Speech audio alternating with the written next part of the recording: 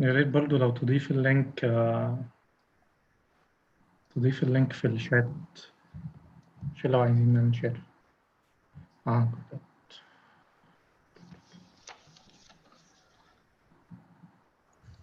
I think we are live.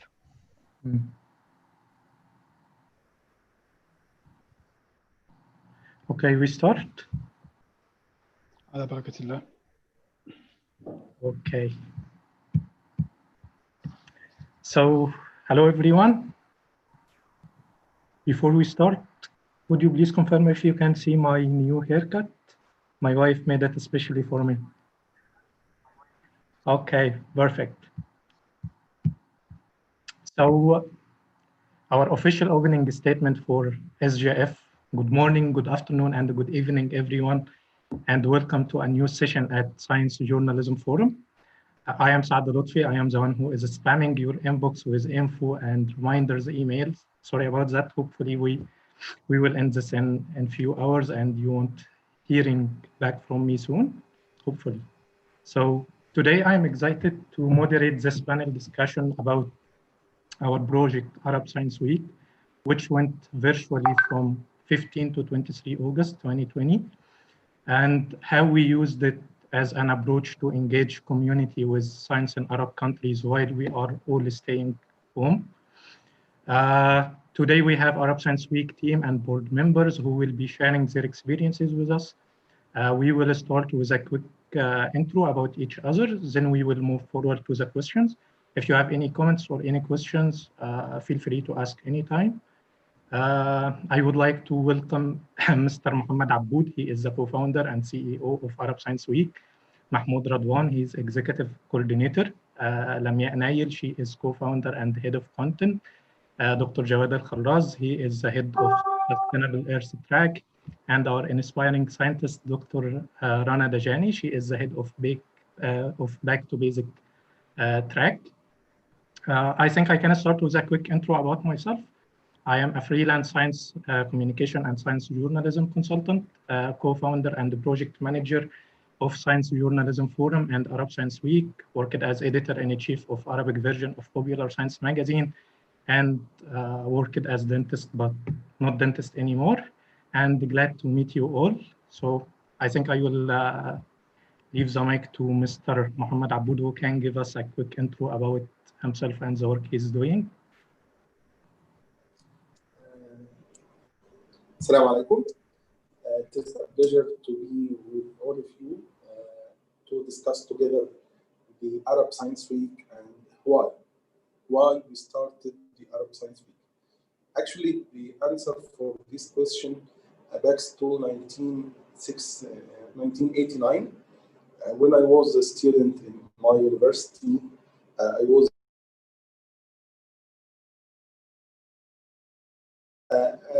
at this time, I found that it is very important to encourage all the students and all my colleagues to think more about our career and to work together to develop our skills and to know more about the engineering and the benefits of learning engineering. At this time, I started activity in university known as Science League, العلمية Science League. And after that, in 1999, I started to establish the IEEE student branch in my college, in Zagazig University. I found cooperation and working together in a team achieve more and more, and we can be more successful if we work together. After 2 years from this start, we established more than 10 student branches all over Egypt. And after that, we started a big initiative all over Egypt known as YB or Gold Community. From this group, we started something known as Egyptian Engineering Day. And it was a big event that encouraged all students and all graduates from the engineering college to do a big event all over Egypt to encourage research, innovation, and all of this. Till today, this event is organized in Egypt, known as Egyptian Engineering Day. Because of this success, we become very we become very impressed by what has been done by all of these people who work together in a volunteering environment to achieve their goals. After 10 years from this event, I thought it is time to start something not only for engineers but for all the community. That's why in 2011, I think about doing similar events or similar activity for science. At this time, I thought about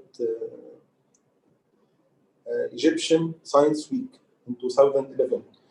But at this time, it was very difficult to do this by myself because I'm not in the science community. I'm in the engineering community, but I'm not in the science.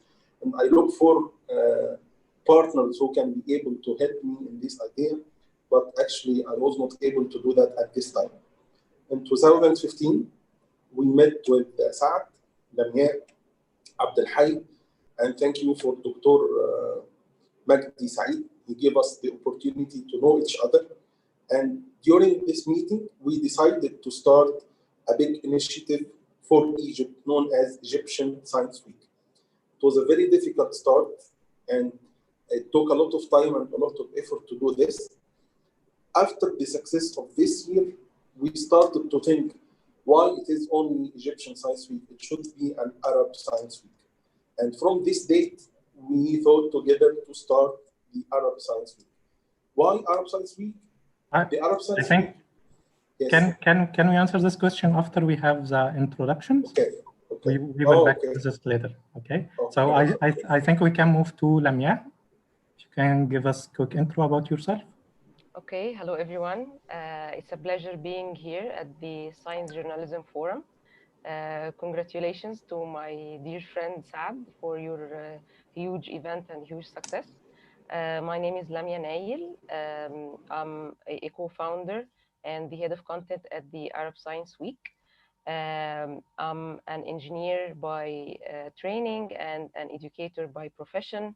I studied biomedical engineering, but now I career shifted into STEM education and education technology. I have a master's degree in international comparative education. I'm now holding the position of learning design and development manager at a global innovation and entrepreneurship company, and happy to be here. Thank you, Lamia. So, Mahmoud, can you start? Yes, sure, Saad. Thank you for inviting me here to be with you all, guys. And congratulations, really congratulations for your science forum. It's amazing, and your efforts are all shown. And thanks to you, of course, and all the supporters and the co-founders of the forum and all the speakers. It's really amazing and fascinating. Congratulations, of course. And for me, myself, my name is Mahmoud Radwan. I am, my background is water engineering or environmental engineering and water engineering. And then I got my master's in water security. So somehow you would find me more into water diplomacy and water security field. But of course, by default, by nature, I'm associate project manager. I'm a project manager, junior project manager, I can say. I've been working with project management for 3 or 4 years now. And currently I'm associate project manager at UNESCO Intergovernmental Hydrological Program, and as well as being executive coordinator for the Arab Science Week. I'm one of the co-founders for the Egyptian Science Week, and of course one of the builders of the Arab Science Week. And yeah, I think that's it. Thanks, Mahmoud. We will move now to Dr. Jawad, who is also one of our advisory board members at Science Journalism Forum. Welcome, Dr. Jawad. Thank you, Saad. Thank you, everyone. I'm very happy again to join you here. It was a real pleasure to collaborate with you during the Arab Science Week. So my name is Jawad Al-Kharraz. I'm the head of research at the Middle East Desalination Research Center, which is based in Oman, in Muscat. My background comes from physics. I did my bachelor in physics in Morocco, and then I moved to Spain, where I did my master and PhD in remote sensing. After that, I moved to France. I spent almost 12 years in the French Riviera working on different regional water projects, especially water information system, water management, monitoring drought, water scarcity, etc., etc. After the long years of working with the ministries in charge of water in the Mediterranean, I moved to Oman since 5 years. So I'm heading the research programs, dealing with sustainable research and technologies. I'm trying to support young researchers in Oman and in the region. Also, I am the Secretary General of the Arab World Association of Young Scientists, which was founded in 2010. And we started with the first conference in 2011 with the German Young Academy, where we gathered German Arab young scientists. And after that, we did many workshops, many events. And since then, we're trying to support young researchers from the Arab region in terms of informing them about the opportunities, guiding them, connecting them with each other, and giving them opportunities to participate in conferences or to meet other colleagues in Europe or in other countries. So yeah, thank you very much. Thank you, Dr. Jawad. And now with our inspiring scientist, you listened to her inspiring talk yesterday about the role of scientists in science communication. Dr. Rana Dajani, she is one of our advisory board member at Arab Science Week and Science Journalism Forum. Welcome, Dr. Rana. Ahlan, thank you very much for inviting me, honoring me to be part of all your work and all your efforts and initiatives. So to briefly introduce myself, I like to say I do many things. I do 5 main roles in my life. I'm a mother. And that's the first one I'm proud of, and that's why I say it first. I'm a teacher and I'm an educator, where I'm learning at the same time. We're always learning, lifelong learning forever until the last minute. I'm a scientist. I'm a molecular biologist. I work on genetics of ethnic populations in Jordan, the Circassians and the Chechens. We're the world experts on those populations, and I work on the epigenetics of trauma and how it can be transmitted across generations. As a result, I'm a professor at the Hashemite University in Jordan, but I'm also a visiting professor in Cambridge, Yale, and Harvard, and now currently at Richmond. My fourth role is that I'm a social entrepreneur and founded a program called We Love Reading, and many other entrepreneurship, social entrepreneurship projects like 3 Circles of Alimat, Mentoring Female Network. Lastly, I'm an Islamic feminist human being who, just I want to embrace the world. We'll all work together to make this world a better place, inshallah. Thank you. Thank you all for joining us in this panel. So my first question will be to Mr. Aboud. You give us a quick intro about Arab Science Week. But my question is, why did you think of that? Why is Arab Science Week? What a challenge or what problem you are solving with this initiative? You're muted. I am Muhammad Aboud, the telecom engineer, graduated in 1999, and I did my master in technology management and innovation in Nile University. I am now the chair of the IEEE 10 Society in the MENA region. Also, I am the founder of many companies that work in innovation and innovation management. I am the founder and CEO of GIE, Global Innovation Entrepreneurship. Also, I am the founder and business development manager of Idea Space, and also many other companies that focusing in innovation and entrepreneurship. The answer of your question, which is related why the Arab Science Week. As I said in the previous talk, I started this experience since more than 20 years ago in the area of engineering, and I found that it is very important to work together and to establish initiatives to encourage people to know more and to understand their field and their technology, and to convert the educations and the knowledge into businesses and into opportunities that can contribute to the community. And based on my role in the IEEE, which is also a non-for-profit organization that works to support the innovation and converting science into value for the humanity.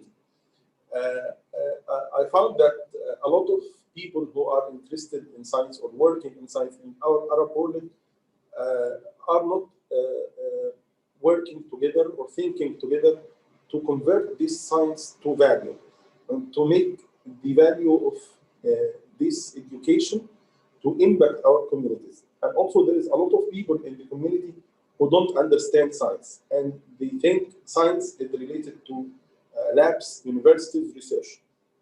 That's why it was very important to do some activities to encourage and attract wide audience, children to adults, science amateurs to professionals, and encourage all of them to work together to understand the benefit of science and to understand what we can achieve with this science and to understand how science can contribute to our life. We have a big problem that scientists can't speak to public. They found a big gap between science and public and community. That's why starting the Egyptian Science Week, and I think the achievement that we did in the Egyptian Science Week encourage all of us to do this all over the Arab world, to encourage public to be interested in science and to know the impact of science in our life, and also to lobby and advocate with the politics people to support more science and to invest a lot of effort and money in science to be able to convert this science and this knowledge to benefits of humanity. I think this is why we started the Arab Science Week. Great, thank you. So after we know why Arab Science Week, I think we could know more about what is Arab Science Week and what activities that happened during this year. So I think Radwan can give us a quick presentation about Arab Science Week. Sure. Thank you, Saad. So basically, I want to summarize what Engineer Aboud just said.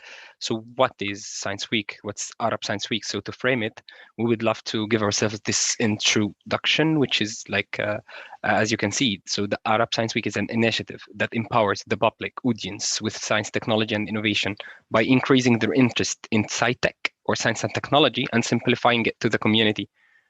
So this is how we would love to frame ourselves and give like an official definition for the Arab Science Week and how what are the Arab Science Week and what are our like previous experiences and what our previous success stories. So I'd like to go back to 2015. It's all started there, the story goes back there. So thanks to all the amazing team. Of course, we're missing 3 more people, but I love this photo. This is when we all started the Egyptian Science Week. It was in November 2015, and it was the spirit, it was the dream that I do remember since the starting meeting in 2015. We had this ambition that we said we wish in 5 years we can go viral to the Arab world, and I don't know, that was a dream. And then many of us who said we don't think that it can be possible, it will need huge funding, it will need a lot of resources,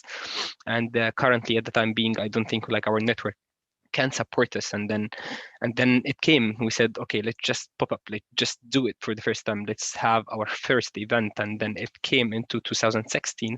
We had our first event. We just did one event. We said okay, we're going to the American University in Cairo, and we're gonna have an event free of charge for everybody. Just register through this Google form, and please let us know. We're having 3 or 4 speakers who you should know, and then please let us know if that is something that will attract you. And then we suddenly, surprisingly, we just had 16,000 who registered for the event, and our I do remember the capacity for the room was only 2,500 as what I remember. And also we found we sent acceptances for just 2,500 people as per the capacity for the room, and suddenly we surprisingly we found 3,500, 1,000 more.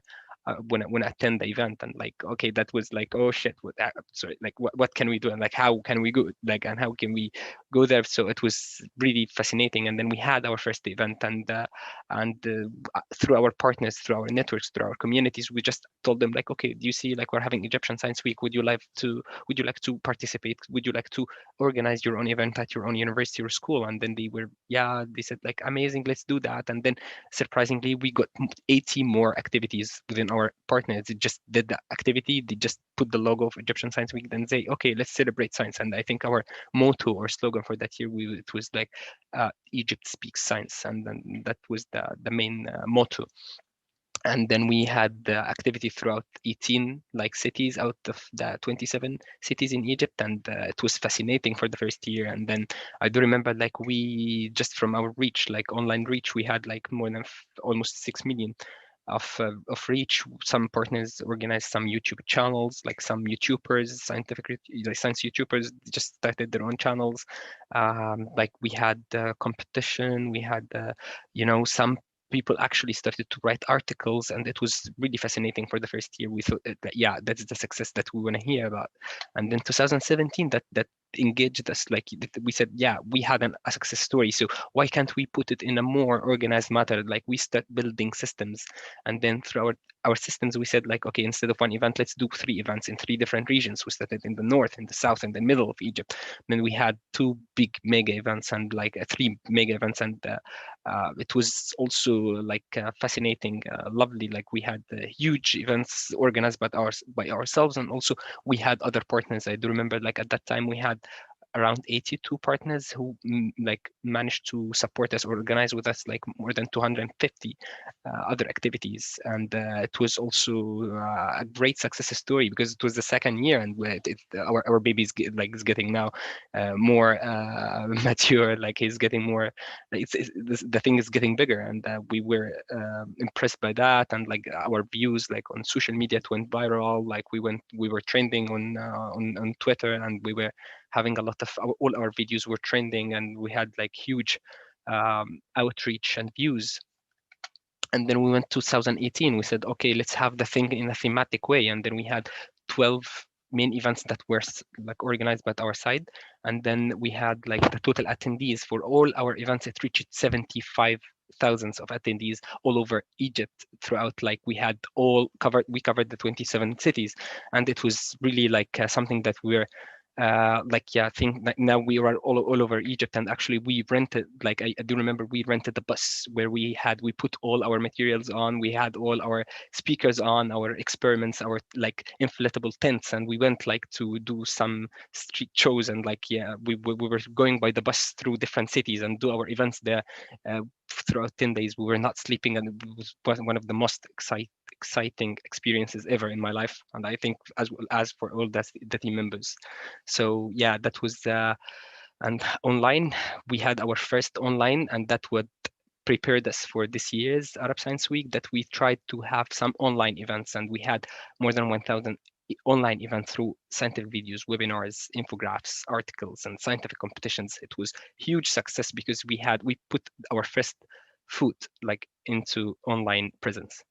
So I think that was what is Science Week and how did it start. Yeah, like we just had new different formats of events. We went into private schools, community schools, governmental schools, vocational schools. We had the idea of having science cafe. We went into random cafe, like something like Starbucks. It's called Cilantro in Egypt, and like it's huge. And then the guy, like the owner, gave us the whole place for 4 days just to have our own events. We brought a scientist, and he just had free of charge event in a huge cafe. We rented the 2 floors without paying anything, just to deliver science in the streets. We wanted to get the science out of the academic institutes just to streets. So we had movie nights in cinemas, in theaters. We translated one play for Marie Curie, and was a whole team of science communicators who performed the play. It was a huge success. So yeah, I know that I exceeded my time, so I think that is what's it for now. I wish I answered you, Saad.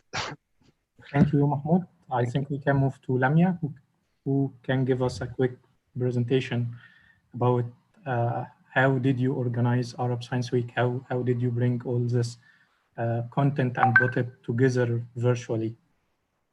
Of course. Please, if you will, Mahmoud, help me and flip the slides. Next.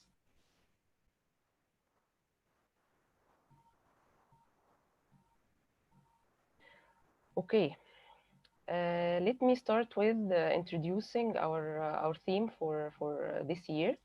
The choice of the main theme for the Arab Science Week this year was a response towards the extraordinary events that hit the entire world, which required us to pause and start questioning our future on so many levels.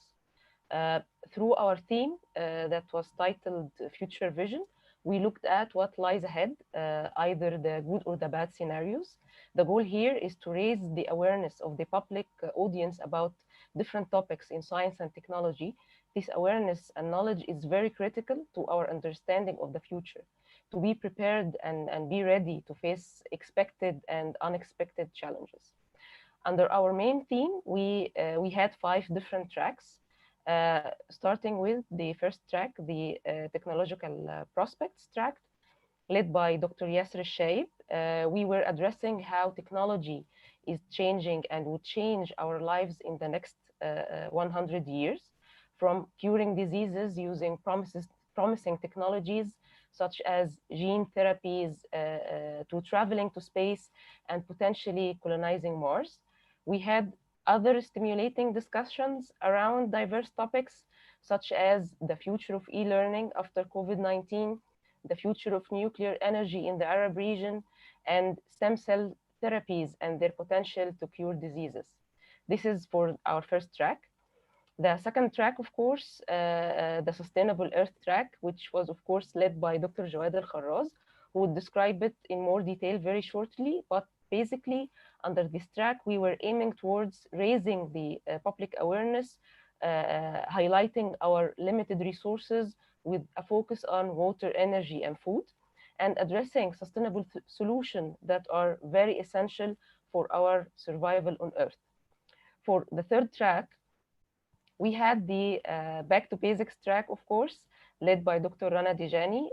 We were looking at the impact of research at the level of the basic sciences, and of course, looking at how scientific discoveries were made at the intersection between scientific disciplines and how this would potentially impact our future. Of course, I would leave the floor to Dr. Rana shortly to discuss the track in more detail. For the fourth track, we had Science in Everyday Life track. The Science in Everyday Life was led by Ali Al-Bahrani. He's a prominent science communicator and engineer. This is the only track that looked at the present rather than the future, which was intended to open some space for highlighting the intersection between science and technology and daily life.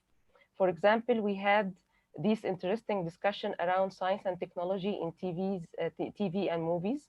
Another talk on how poetry could help us understand quantum physics.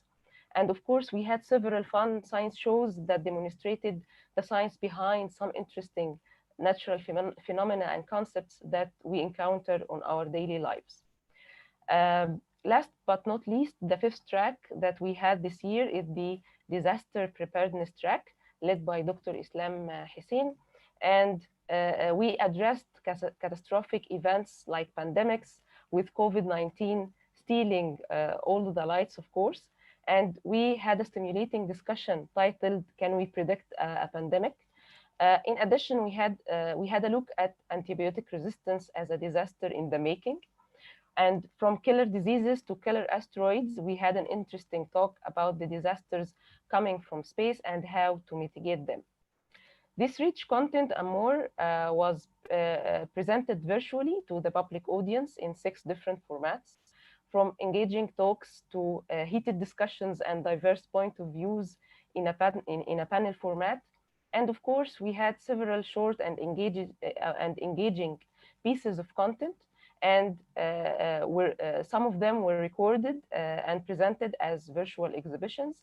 And lastly, we had exciting science and planetarium shows and hands-on workshops that engaged several age groups.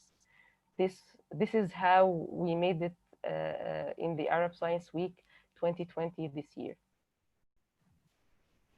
Thank you, Lamia. Now my question is to Dr. Jawad. You are a scientist working on water and sustainable research, and as a chair of Sustainable Earth Track in Arab Science Week, I think you had to focus between or balancing between being a scientist and being a communicator to engage with public audience. So how did you do this? How did you manage to bring content from researchers, scientists, and sustainability advocates, and make them engage with public audience? What is your secret here? Thank you, Saad. Thank you, Lamia, also for describing already the track. Up to now, I didn't ask Saad and the colleagues how they reached me out from the beginning. But as we say in Spanish, El mundo es un pañuelo. I mean, the world is a handkerchief. I mean, everyone at the end of the day knows each other.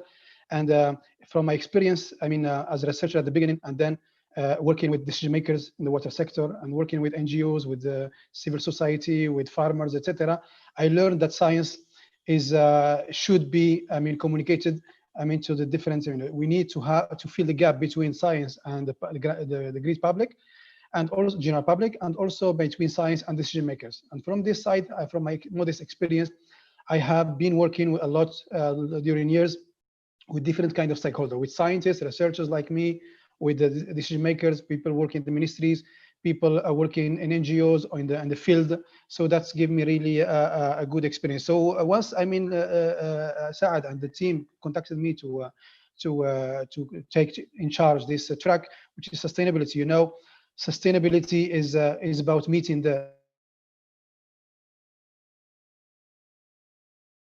needs of the present without to meet their own. So obviously, in a view of what is happening now in COVID-19, and before that, I mean, with climate change and all the natural disaster that we have in the world, and the economic growth, the population growth, we know that by 2050, 60% more food, more energy, and more water. So obviously, we have limited resources, and how can we do it? We cannot achieve this without sustainability. That's why the UN adopted this, what we call Sustainable Development Goals, SDGs, by 2030. So there are 17 goals to achieve. All the countries in the world are committed to achieve those goals. So in this track, we try to cover a little bit all the, I mean, at least the most important aspects of the sustainability. I mean, environmental protection, the social development, and the economic development. So under this track, we covered, for example, in the field of water, we talked about transboundary waters. As you know, transboundary water issues now is becoming really something high in the agenda. All of us, we hear about the Renaissance Dam in Ethiopia, the impact on possible impact on Sudan and Egypt, and also other conflicts that could be, water could be a source of conflicts. So that's why we had a session on water diplomacy. How can water diplomacy help in finding solutions for such conflict? Also, we covered the water energy food nexus. So we cannot now continue managing resources, I mean, only looking, at one side. We need to have, a coherent vision and a very integrated way to manage the resources. So water energy food nexus, it means we need to ensure water security, food security, energy security at the same time in a very coherent way. So we had a very, very, very interesting sessions in this regard. And I mean, thanks to the networking that we had, we tried to invite people from different countries, from different experiences, and the really sessions were very rich. Also, we tackled the issue of climate change. As you know, climate change has impact on resources.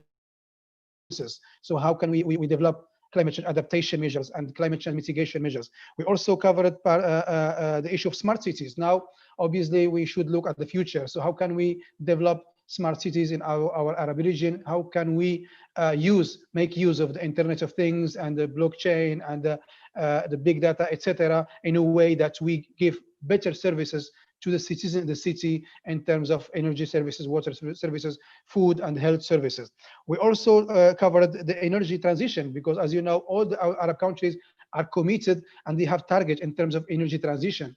So they are trying to go for mixing the energy, and hopefully in 10 or 20 years to move fully to the renewable energies. So we talked about also hydrogen. So there is a big potential in the Arab countries to develop a hydrogen project and generate electricity and stuff.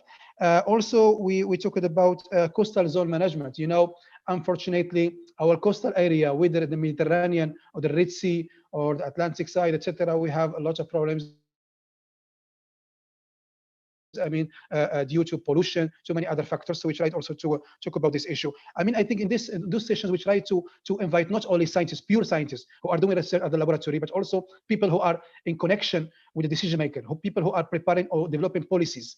And also we try to invite people who are working with the people in the ground, with farmers, with end users, with NGOs. So this, I think this was one of the strengths probably of the track of sustainable Earth. So this is briefly. I think I don't have much time. So those are the main topics that we try to cover. Obviously, I forgot the topic of education on sustainability, which is also very important. We need to educate the next generation on the sustainability principles and how they can. Hopefully, we have a next generation better than us, who can care better than us about environment.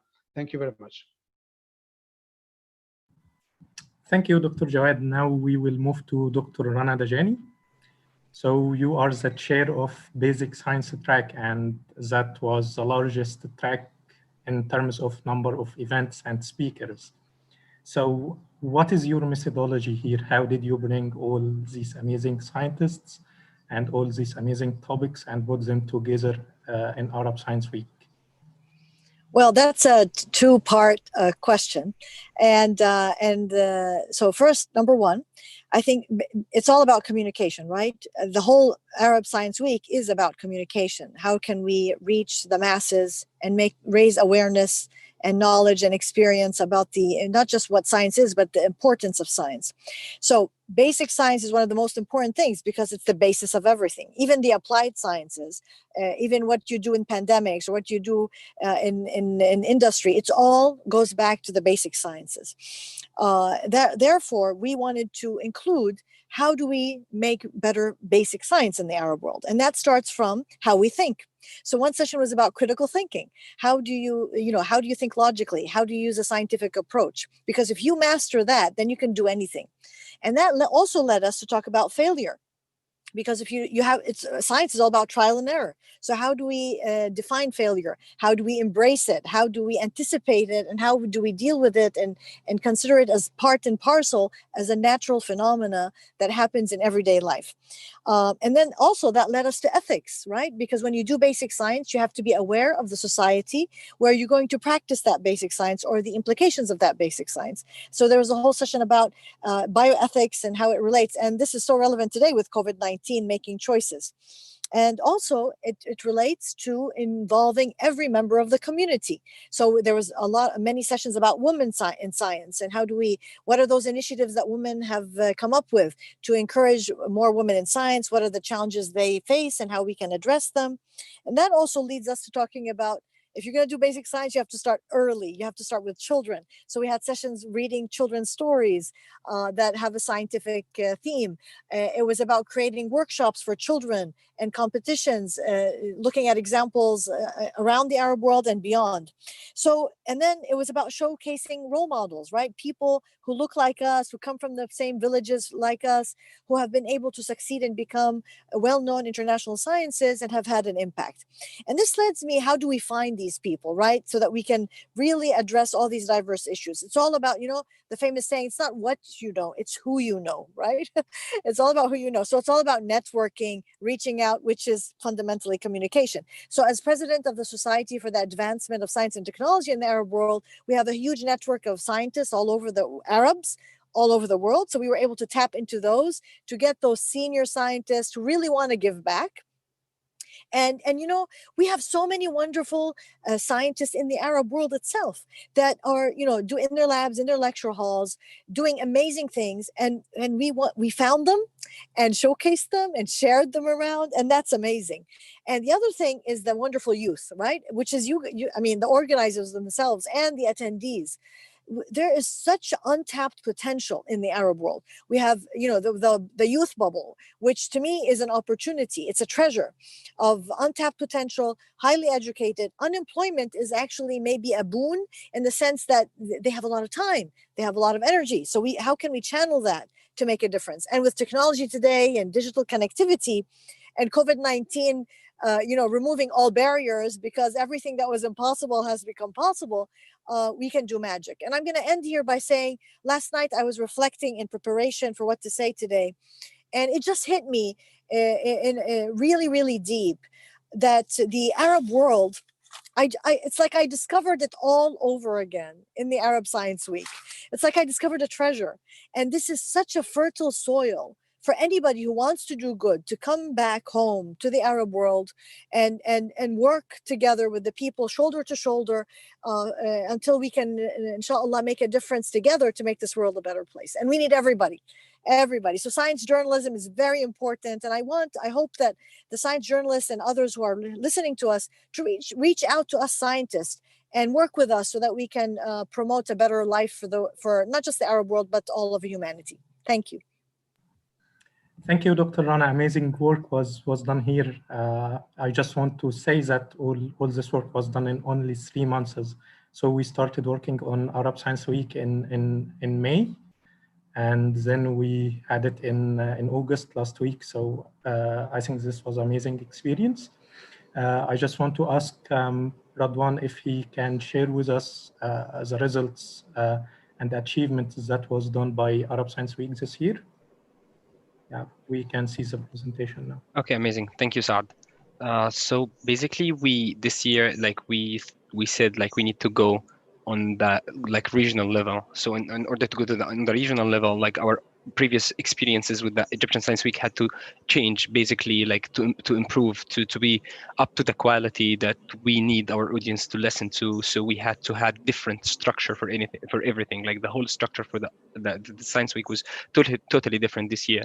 So basically, we started with, we needed like to have very top level board of trustees, and thanks to that, like, and our partners and all our network, that they agreed to be one of our board of trustees and be one of the members. And basically the board of trustees mainly with its idea that we needed some people to draw up and approve the general policy, the strategies, the plans of the Science Week, and develop them like every year in advance, and also give this general supervision of the Science Week. And we are having like amazing figures, like we're having princesses, like we are having like ministers, we're having like university leaders and science, big scientific names, of course, in our board of trustees. And that, of course, it helped us a lot to start to kick the idea out of our desks. And then we had to have like our technical board. Our technical board was our amazing, inspiring, that we loved working with them because they supported us a lot. It's our technical board. The technical board was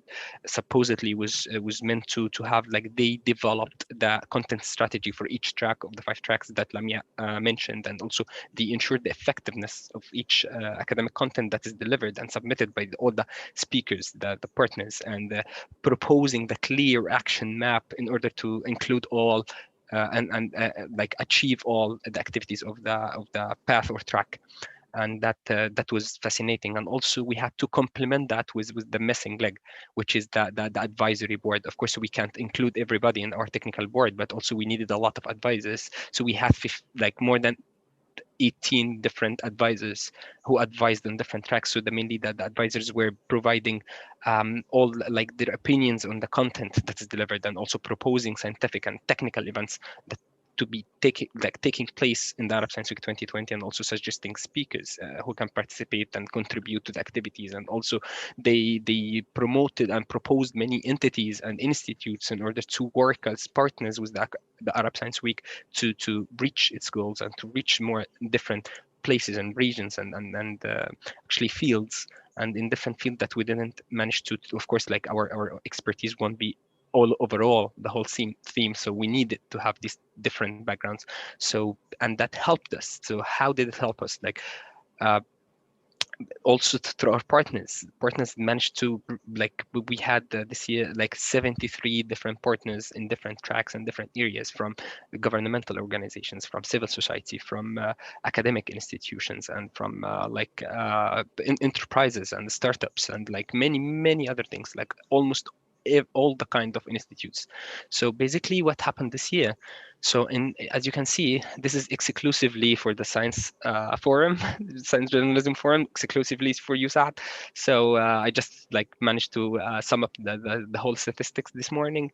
So basically into 2020, we managed to have 24,000 registrations, like different registration form on our website. So we had 24,000 who watched all our events and all our webinars, and like different people. They are like not views count, it's different people, 24,000 who registered on our events with different accounts, which is almost like 57% was like were females.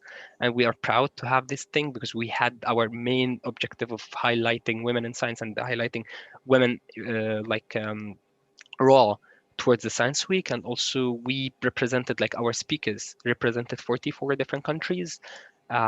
We had, through our speakers, we had 223 speakers, almost 43% females, which is really like we are proud of that we managed to include as much as we can the female figures with us. We had like the whole team, we were 32 different organizer in the whole team, and we had, as I said, like 73 different partners. Also our online reach, like, so how many events we had 178 events throughout the 9 days. It's split between, as you can see, like short talks, panel discussions, virtual exhibitions, interviews, online courses, workshops. And also we had like some of the sessions, like 12 international speakers sessions, which were all interpreted into Arabic, of course, because we wanted to enrich the Arabic content. And also it will be uploaded on our YouTube channel with the Arabic subtitles. And it was like simultaneous interpretation was there on our Zoom tool. And also we had 56 events, which is interpreted using like the sign language to have like also to make the sessions available for everybody. We want to have this inclusion part. And also our reach this year, we managed, like from our year, we started from scratch, 0 fan base, and we started to have like 9 million online reach throughout the week. And we had only, like for TikTok competition, like we were trying to improve the scientific content on TikTok channel, and we reached 429 million views of our videos, which is impressive. So yeah, that was the very brief statistics for our Science Week this year. And of course, we will be having more and more statistics to be shown, and the analysis of the statistics will be shown on our report that will be released, and of course will be publicly available for everybody to see within just 1 week or 2 maximum. Thank you, Mahmoud, for this exclusive statistics. Really amazing that Arab Science Week should all this number of attendees and have this number of speakers and events. I'm really proud to be part of the team and being part of Arab Science Week. So I think I have 2 more questions. One that I am very, very curious about for Dr. Jawad. So most people usually are more interested in astronomy, biology, physics, but when we talk about sustainability, water, desalination, they usually get bored. But in Arab Science Week, the most viewed lectures were the one about sustainability. Actually, many of sessions get 2,000 or 3,000 views only in 24 hours on social media after posting. So why is that? What do you think happened here? Why people are more interested in this track now, and we didn't see that before? Yeah, thank you, Sal, for the question. I think, yes, it's a very interesting question, actually. It's clear that in general we think that obviously science is more attractive when we talk about other planets, when you talk about satellites or space, etc. But when it comes to the reality, obviously the day-by-day problems that we have are almost related with sustainability. So water scarcity, the lack of water security, problems related with the energy, etc. So I think that reflects the reality. In Arab countries, we are suffering a lot from water scarcity. In many countries, we have some problem of electricity. We have problems related with obviously climate change impact. We have drought seasons. We have flash floods, etc. So definitely, I think that explains that people in the Arab countries care a lot about the environment. At least they are concerned about, they want to understand what is behind, what are the sustainable solutions, what are the people are developing in terms of science or innovation or technologies or policies. And that, I think, explain, I mean, the number of people that really engaged in the sessions that we organized during the Arab Science Week. And of course, thanks to all the participants, I think people that we invited, they also represent different networks, different organizations, and all of them have their own networks. Obviously, that is clearly that once we announce the session, it's shared by many people in social networks and by email, etc.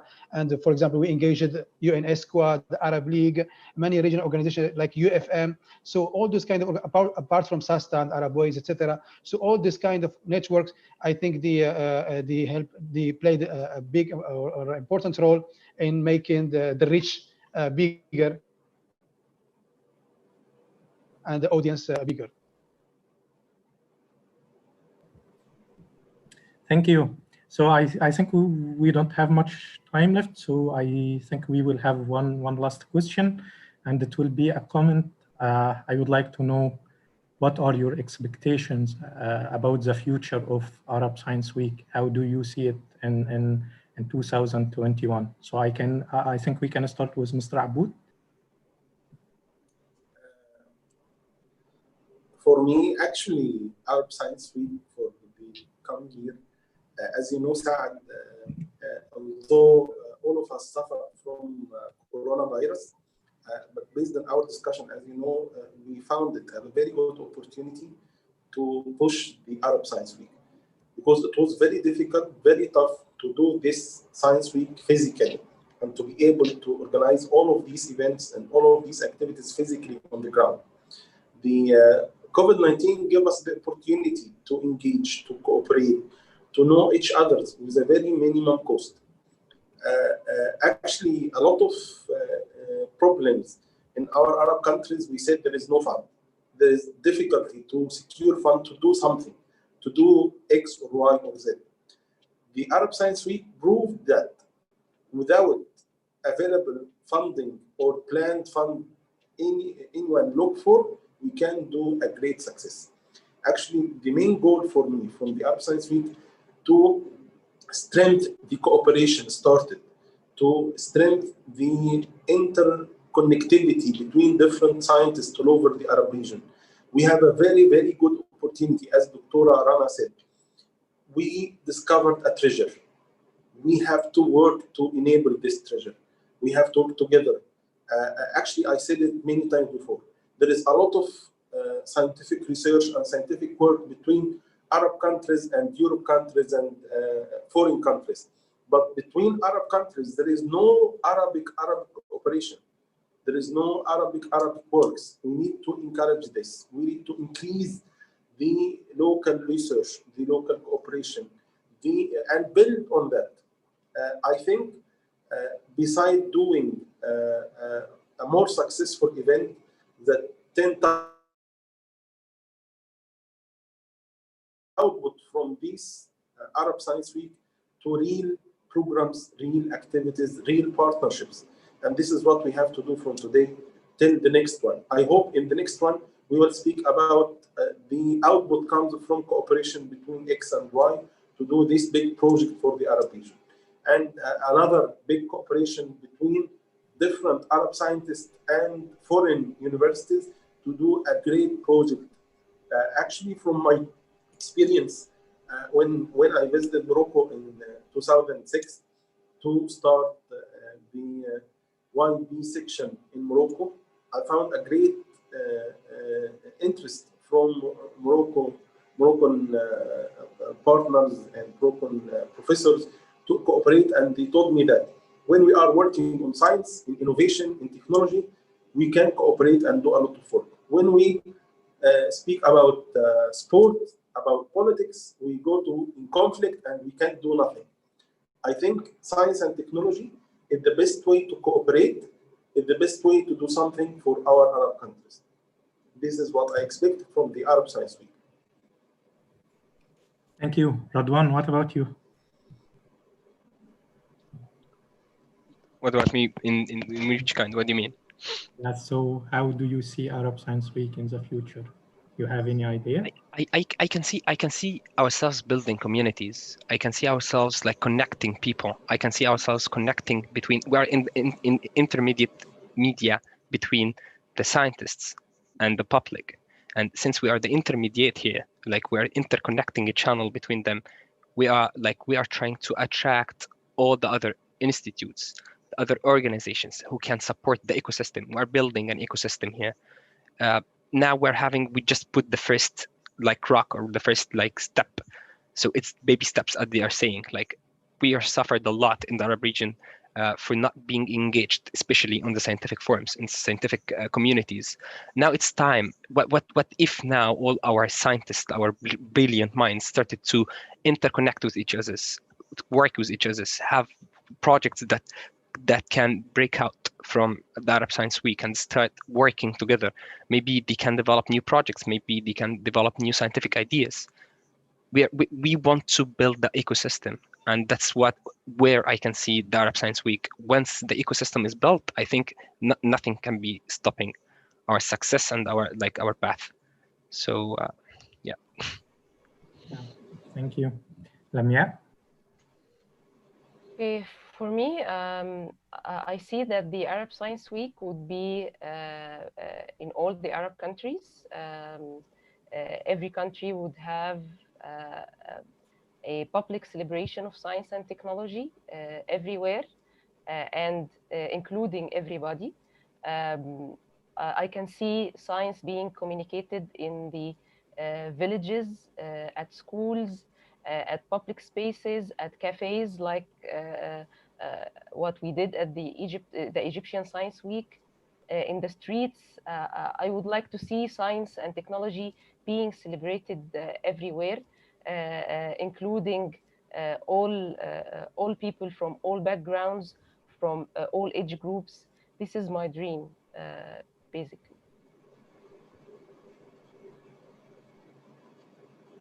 Thank you, Lamia. And now with Dr. Jawad. Thank you. I think based on the figures, the amazing figures presented by Radwan, I think in only 2 or 3 months, organizing such an event with such figures, I think definitely if you start thinking about the next events from now, I'm sure that the impact will be much bigger. Hopefully we get rid of the COVID-19 as soon as possible. So obviously face-to-face would be even with bigger impact. Face-to-face meeting, it cannot be replaced. I think the Arab Science Week could be definitely like one annual rendezvous spot for all the people in the Arab countries interested in communicating science and reaching science, to the kids, to general public, and to decision makers. We have many other spots, not many. For example, the Dalal Najib, who was with us in the Arab Science Week, she used to organize each year what we call American Arab Frontiers of Science, every year in a country. I think Arab Science Week with 1 week events like we did, probably each year in a different country. Probably, I'm sure that the sponsorship opportunities are there based on the success of this event. I'm sure many people, many organizations would be keen to help, to support, to host the events. So I think definitely it could become, annual spots for science in the Arab countries, with all the tracks that we had in the Arab Science Week last week, and even we can improve in many aspects. Definitely, I think we can meet to discuss the output of the last Arab Science Week, and based on this, do something much better. Thank you, Dr. Jawad. So I think that's it. Maybe we have 1 or 2 questions.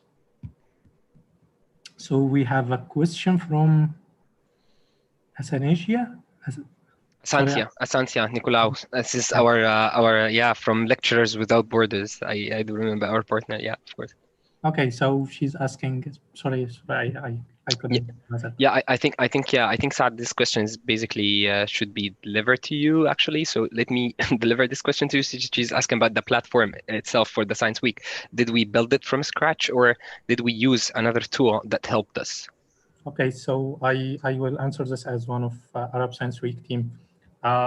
Because we started in May and we have only few months to deliver Arab Science Week, we didn't have much time. So we started to think about ready solutions that we can use it. We found a good one that we used to categorize events as speakers, at talks, then we integrated with Zoom. So we mainly used Zoom as a webinar or talks provider, and it was very good. Then we recorded all sessions, so we can put it later on the website to be available for anyone. And I'd like to mention that Arab Science Week activities were free of charge. We didn't. People didn't pay to attend. Anyone was able to attend any number of sessions. So, and I think that was one of the advantages we have in Arab Science Week. So I think we have another question about the archive. Yes, all sessions were recorded and they will be available on our website very soon. And for the tool, we used mainly Zoom for webinar and for streaming. Yeah, and also Saad, let me complement your answer that in our long-term plan we are planning to build our own platform for next years. And also I think all these sessions also available on our YouTube channel and Facebook channel. Actually, one of our goals is to make all of these sessions, all of this knowledge available for everyone. This is the main goal of Arab Science Week, to be available for everyone, anytime, anywhere.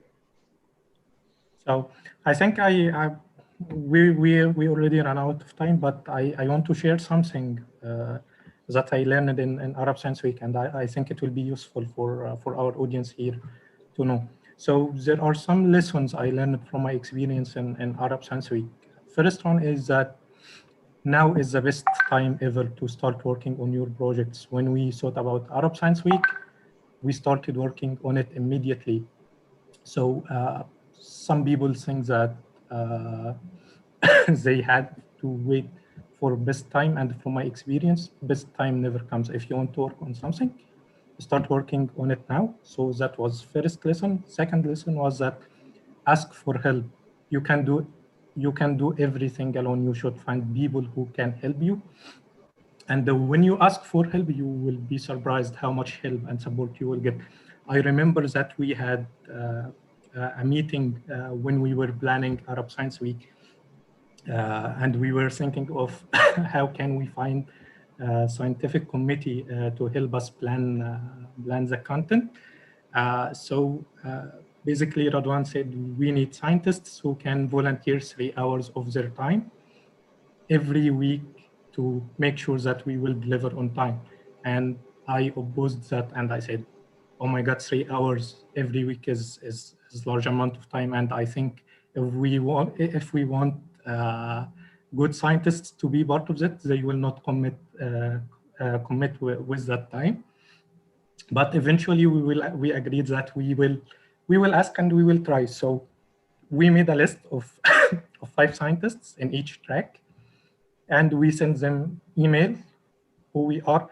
Notice that most of them we didn't know before. So we sent an email.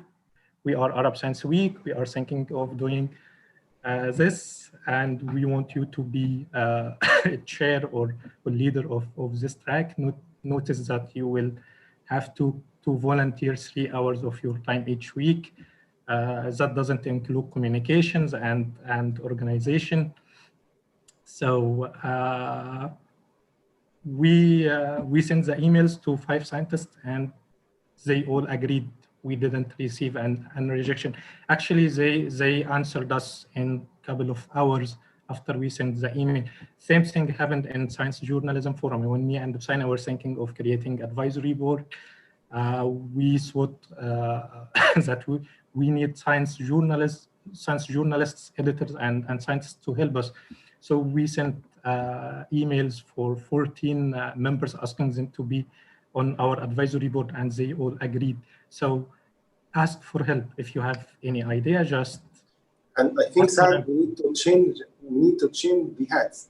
It should be green one, not black one.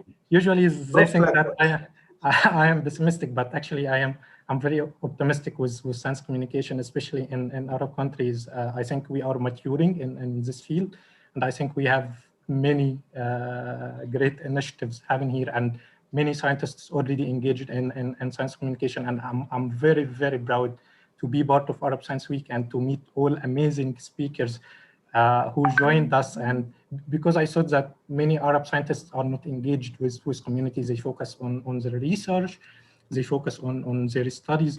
But the fact is that we have great scientists who are the best in their research field and are the best in communication field. So I was really amazed by this experience. And these are the most valuable 2 lessons I learned from Arab Science Week. Ask for help, and when you have any idea, start working on it from now. So I think there is another very important lesson. For myself, I learned it since a long time ago. Money is not a problem. There is no problem with money to do what you want to do. You have to start, and there is a great word I learned from someone in 2000 when we are doing an event with IEEE. Let's start, and God will help you. Let's start, and God will help you. Okay, so any final comments before we leave? Anyone want to comment? So I think Dr. Jawad asking, curious how you reached out to me. No, I just wanted to say that I really was amazed by I think one of the secrets of the success of this event is the very good organization of the team. I mean, you split the work in a very professional way. Everyone knows what to do. Lamia was taking care of the content and contacting individually people. Radwan was doing his best also to manage. Muhannad from my side was helping me a lot. So I think the organization of the team is one of the secrets of the success of this event. I mean, bravo and congratulations once again. It was a pleasure. Thank you. Thank you, everyone. Mr. Aboud, Radwan, Lamia, Dr. Jawad, and Dr. Rana for joining us in this panel. Thank you for all attendees. If you have any questions, please feel free to reach out to us at arabscienceweek.com or our social media pages, and feel free to reach out to Science Journalism Forum.